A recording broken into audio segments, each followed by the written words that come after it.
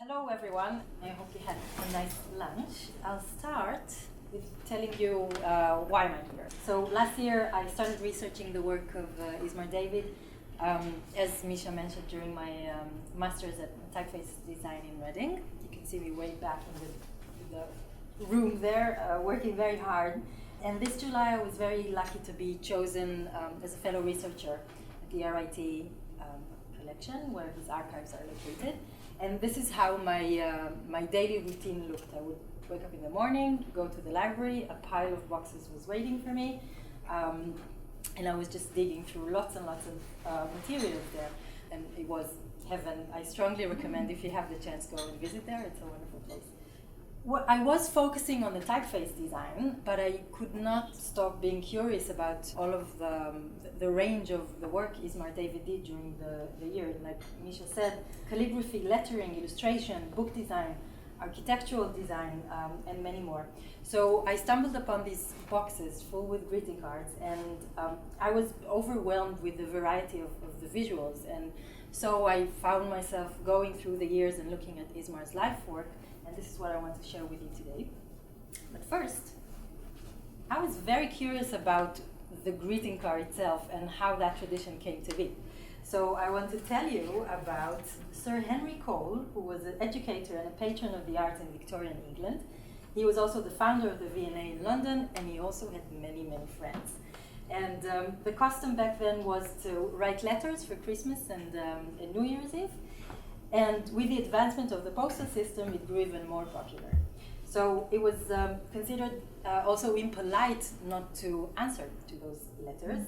And during the holiday season of 1843, the story goes that Sir Cole had these letters piling up on his desk, and he had to figure out a way to answer them all. And he approached an artist friend called J.C. Horsley and asked him for this illustration. And then he went to the printer and made 1,000 copies of it, where at the top of it you can see the salutation too, with a very large, with a very long underline space for him to put the name of his friend in, and the from where he put his signature there. And he sent it out, and it is said that many of his friends didn't really approve of this, but it became very popular, and I guess the rest is history. Let's dive in and talk about Ismar David, starting from the 30s and the 40s. Before that, I'll say he was born in 1910 in what was then Breslau, Germany, to a Jewish family.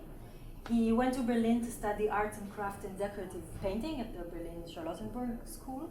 He studied there from the finest book craftsmen of the time, and it was there when he first learned of letter forms and how important it is to understand their culture and tradition. In 1932, he enters and wins a competition for the Jewish National Fund. This is a fund that still invested until today in the development of Israel, and they publish books in honor of their donors. And David's design was chosen for the cover of this book, and he takes this opportunity to travel to Jerusalem and supervise the printing, and stays there for the next 2 decades. And he establishes a studio in Jerusalem and gets many, many commissions. A lot of them are for the temporary government. So as you can see here, these are recruitment posters, documents for the temporary Ministry of Finance, and symbols of communications, coins, banknotes, stamps, all those things that needs to be produced when you build a country or a state from scratch, basically. And of course he has commissions as well. This is an example of 2 stamps for M. Pikovsky. He immigrated from Russia to Jerusalem. He was a printer, an editor, and a publisher. And this is the first greeting card that we look at. So it says Shana Tova, a Happy New Year, in Hebrew in the center of it. But if you look closely, you can see this decoration, which of course is not a decoration. These are the initials of M. Pikovsky. There's a mem and a pei, 2 Hebrew letters there, nicely hidden there. And the number 60 that mentioned the 60 years of that establishment. Another client of David is S. Friedman. This is a leading manufacturer of household appliances who immigrated to Jerusalem from Hungary. He was the largest employer in Jerusalem at that time, and they had a saying that you either worked for Friedman, or you worked for Friedman, or you worked for Friedman. So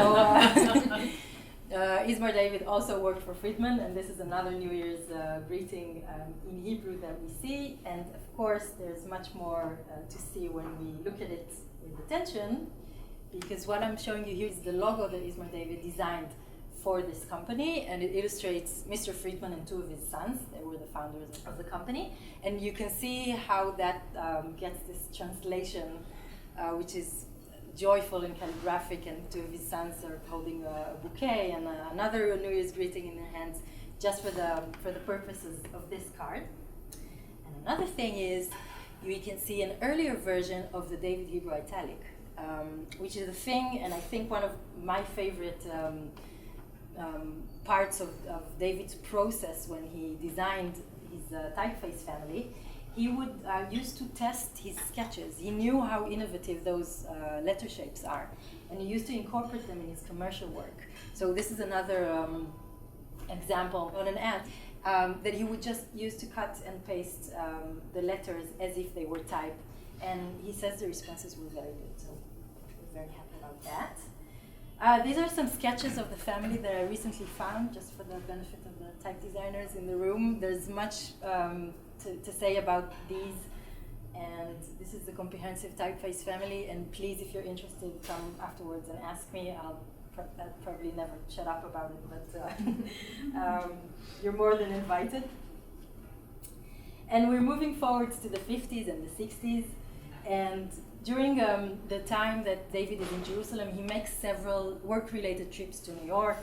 One of them is for his work for the Palestinian Pavilion in the New York World's Fair. The other is that he designs and installed the industrial exhibition for the Bunds of Israel here. And he also makes trips to study printing methods because he wants to produce his typeface. And it is then when he makes contact with the composing room, the typesetting firm, that is described as a shop where type is set intelligently for intelligent client. And here you can see Sol Cantor, Dr. Leslie, and Hortense Mendel, the three executives. And with their help, he finally gets his typeface out with Intertype. In 1953, he finally immigrates to New York City. He establishes his own studio and marries Hortense Mendel. So this is the brochure, the Intertype brochure for the David typeface. This is the first use of the David Hebrew typeface combined with the Hebrew and Latin or English together. So the top, the headline is lettering, and this is it's from the Librorum in 1955, and it's Genesis. It's David's contribution to this production. And what's interesting here, or interesting to me as an Israeli designer that works a lot with Hebrew and many times has to combine Hebrew and English and kind of see how to make those two very different scripts work. This is a very early example of a thing that, of course, we still do today, and I want to point your attention to the size of the type. So the Hebrew is much larger. It has to do also with the fact that words in Hebrew are much shorter, but also the shape of the letters, and you need to put a lot of effort into creating this nice and even texture on the page. And this is something that David excels at also. So this is I think the first time that we see David Hebrew in this print. And this is a linotype saying L'Shana Tova Techatevu, which is the Jewish Hebrew blessing for the new year. And this is what he used for this greeting cards. Now, when I looked at it, I have a couple of things going on, and I was thinking mostly about how first of all, he uses type and not lettering. It's very separate from the illustration. The illustration itself feels very raw, if I can say that. And what's really striking is the next greeting card. With this illustration, it looks completely different. Now, I should mention that the illustration that we've seen before is probably from the Psalms I turned my eyes to the mountain, and we can see throughout of David's work a lot of biblical themes returning, and just keep that in mind.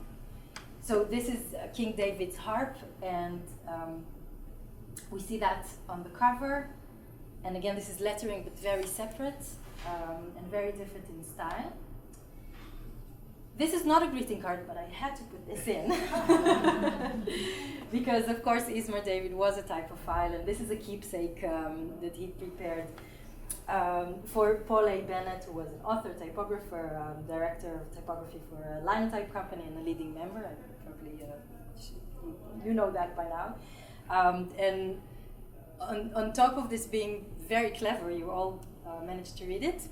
Oh, you need no eye specs to see why PAP is a VIP, say Hortense and Ismar David. And it's all, combined in this lovely illustration. And notice the lines, they're very solid, very straight, very geometrical. And when we move forward to the 1959, I feel like we see this change or development. The lettering is a part of the composition. It uses the same lines for the text and for the illustration. And the lines themselves of these illustrations are becoming more flexible. They have more movement. They are more modulated. They're not as solid and as stiff as we see if we compare the two. In 1960, Hortense suddenly dies of a heart attack. And a few months later, David is designing this greeting card, which I think is one of my personal favorites. I'll read to you the text that he's written here, because again, it's different. It's not just that warm greetings or Happy New Year and so on and so forth. He writes, in the spirit of the season, when longing for peace and gentleness makes us aware of the bond between life and eternity. Greetings and best wishes from Ismar David. And to me, the concept of life and eternity, especially knowing that this comes several months after he loses Hortense, is being portrayed very strongly here, especially when you flip this card. You can still see the numbers. Another thing is that I've been staring at this illustration for a long time, and I keep having this feeling of the hands are either grabbing to one another or maybe pulling away from one another.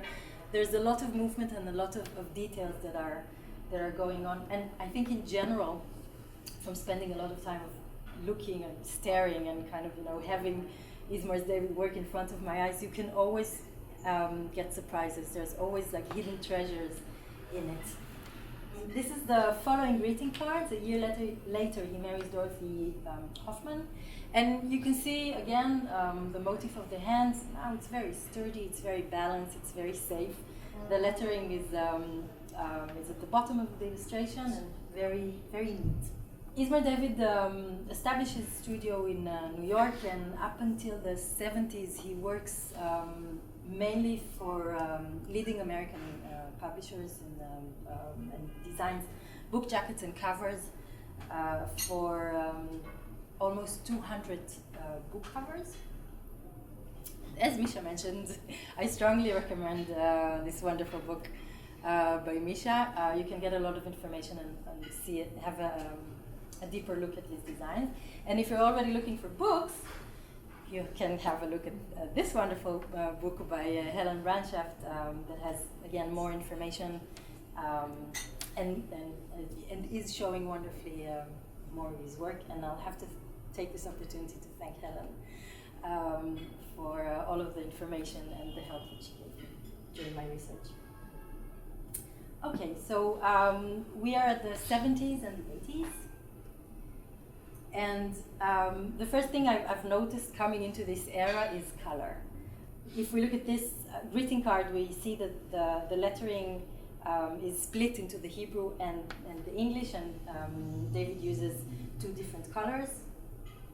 He also uses two very different styles.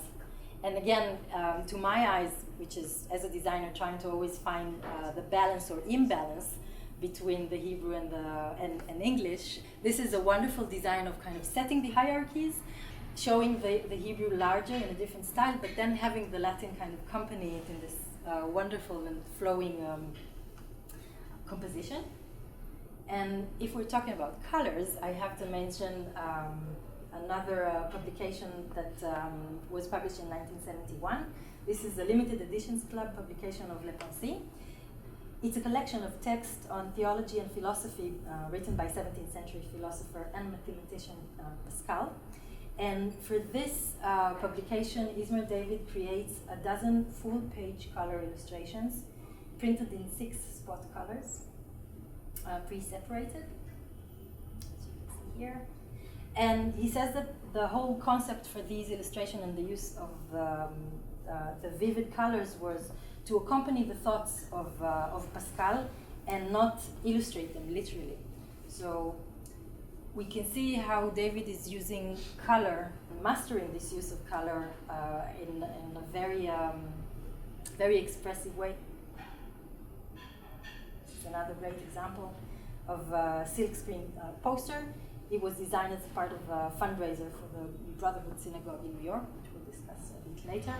And again, hierarchy-wise, this thing that always kind of catches me and interests me, you can say written big the word shalom, peace or hello, also used in Hebrew.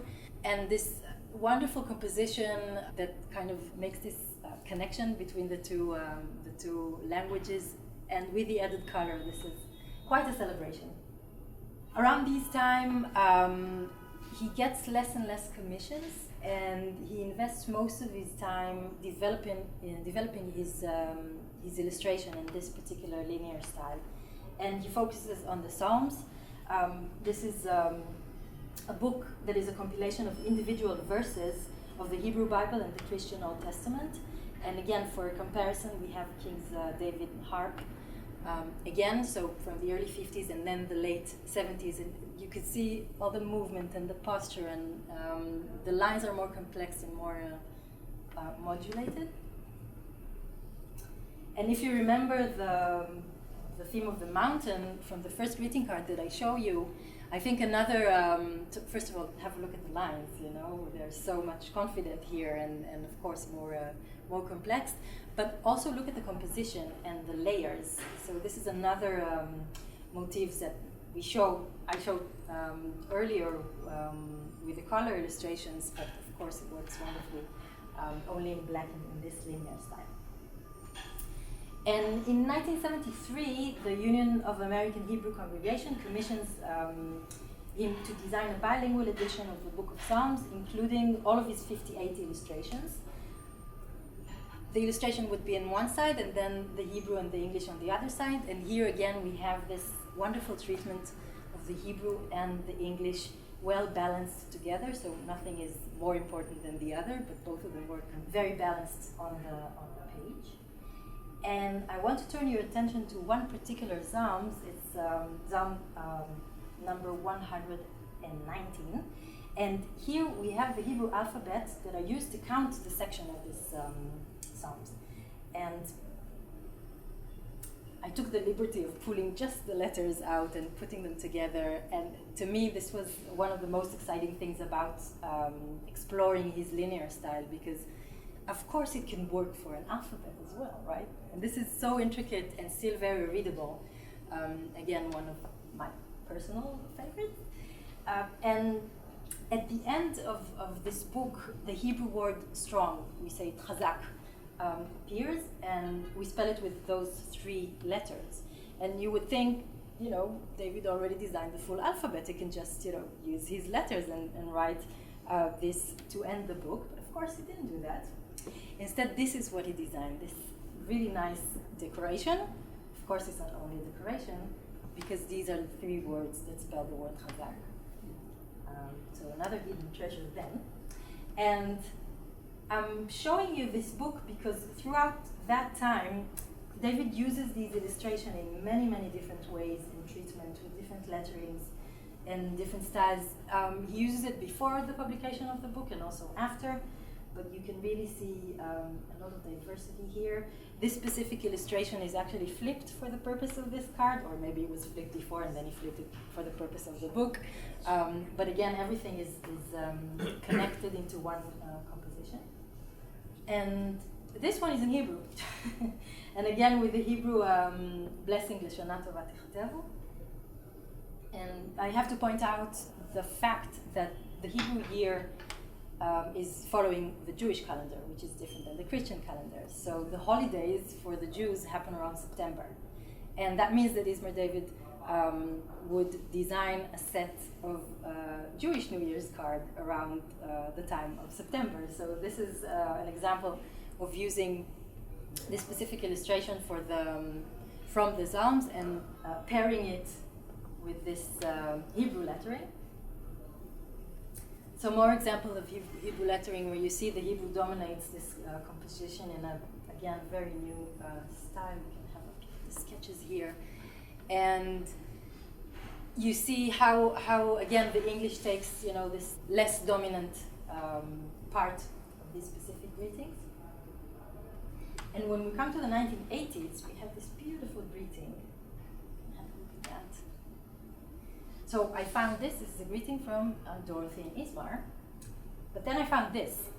And it's the same design, but it's from the Geyer Studios. I was like, what? What's going on? So what was going on, here are the two together, was that from 1969 to 1983, he works with and for the Geyer Studios here in New York. He rents a large room there, and he's also an independent designer. He also consults on some of their projects and doing projects for them. And he also holds calligraphy sessions for the staff. So imagine how lucky they were there back then. This specific card, in the version of the Geyer studio, was they had a greeting card on the one side and this on the other side. It would fold into 3 parts. And a few things about this. So first of all, Ismar David designed the corporate ID for the Geyer studio. So this is their logos. And I want to show you some of the ads that he did for the yellow pages. And this is another, body of work which is just fascinating to me, again, as a designer and as someone who deals a lot with branding. I was so impressed to see how much variety he was able to put in all of their work and still have it be very, very recognizable, so a very strong brand image, while still introducing this very large range of styles and calligraphy. And going back here, I promised you some hidden treasures. So we can see that the rectangle that shows you where to add the address has this 2 incorporated into the line, and an arrow shows you the door for the new building, which is great. Ismar David is also a teacher, as we know, and some of us had the pleasure of enjoying. And he teaches Latin calligraphy at the Cooper Union and RAT. And in 1979, he collaborates with the Geyer Studios, and he compiles all of his well-tested teaching knowledge into this wonderful book, Our Calligraphic History. And this contains a booklet with historical background of writing styles and charts that have a modern rendering of those historical alphabets. And then to each chart with historical rendering, there is a new composition of Ismar David following that style. And this is, again, very well recommended. I try to talk about this to as many young designers and calligraphers and kind of show them that this is a very good way to learn and to practice calligraphy. And moreover, I think this project expresses very well David's philosophy of writing that we know started way back when he studied calligraphy in Berlin. And he would say, study the letter form, understand them, and make them your own. So here we have, again, those pairs of the historical and then the newer translation that he makes. And I'm showing you this because in the following years, again, we have this series of greeting cards that uses that are based on his lettering. So this is 18th century script. This is 17th century script. Carolingian minuscules and Irish half-initials, which are golden. Look at how beautiful this is. Well, it was the 80s, right? So going back to some greeting cards for the Jewish New Year, this is the year 500, 744, that of course we all know as the year that starts in September 83 and ends September 84. So there are a few things that are happening here. How many of you read Hebrew? Yes. But of course you saw this word in this illustration. So this is an illustration of the tree of life, and here we have the two Hebrew letters that spell out the name Etz, which is tree in Hebrew. And they are the Etz, they are the tree, and they are the writing of the tree. And this is another thing that I was able to find when I was looking through most of his works. And I want to point out, so the one on the left is 1959. This is from a prospectus that it is for the Fifth Avenue Synagogue here in New York. And you can see that he has Etz Chaim, which means tree of life, kind of incorporated as the branch of the tree, while the sketch to the right, which is not dated, but I have a feeling it might be later because we have, again, those two letters and the whole word as the tree itself. To me, it feels more complicated. So I'm only guessing it came out later. And because Ismar David's design transcends the paper, he does a lot of three-dimensional objects as well. This is from later on. This is again the word Etz, tree, in this menorah that he designed for the Brotherhood Synagogue and was never made, unfortunately. Another thing that interests me in particular was the lettering. This is another technique that I personally found very impressive and important, because what we have here is the English and the Hebrew written in the same tool. And this brings out this wonderful correlation, the kind of gaps between the two very different scripts, but still keeps the authentic way of writing of each script. So nothing is kind of empowering the other script, and they both can live very respectfully one next to the other and still correlate very much to one another. And this is just so beautiful, so I incorporated it for you to look at. It's a silk print on rice paper. And when we come to the 90s, we have this card, which the illustration is based on an illustration, on a series of illustrations that David is doing for the Book of Ruth. He was working on at the time. I was able to find these, particularly the sketch that I found very interesting. I don't have any additional information or any dates on it, but for me, the fact that it felt so three-dimensional was very interesting. I often wondered what were the first phases, or how would he approach his illustration, and how he was able to achieve this two-dimensionality and three-dimensionality both at the same time. And to my eyes, I think this gives a feeling of a drawing, or something that is fuller. And maybe that was a starting point, and then it kind of translated to the more linear style. This is another one of my personal favorites. Look at how the letters are combined with the hands themselves. And if you compare it to the earlier illustration of the hand from the 60s, look again how much more details, how much more movement, how the letters are again integrated with the lines of the illustration. And if you look close enough, do you see the cuffs? Can you see the hands and those? Yeah, that's a very new discovery that kind of immediately made us think maybe this is David's hand, maybe this is his suit. It kind of connects these hands to a person rather than, just show a pair of hands. And this is a Brotherhood synagogue. In 1994, and generally in the 90s, his energy is devoted to architectural design and decoration. And for this renovation of the Brotherhood Synagogue in New York, he designs the ark with laser cut wood inlays. So these are the 10 commandments, and next to it we have the full illustration of the 12 tribes. And this is a cedar plate accompanied with an Elijah cup that was never produced, but was supposed to be produced again with the inlay lettering. That David was very pleased with the way it came out of the Brotherhood Synagogue. And I don't know if you can see, but can you see there are little doors there? So you would push a button and then you were able to see the matzah, this flat bread that we use in Passover. This is the box for the matzah, and you can have a peek at them.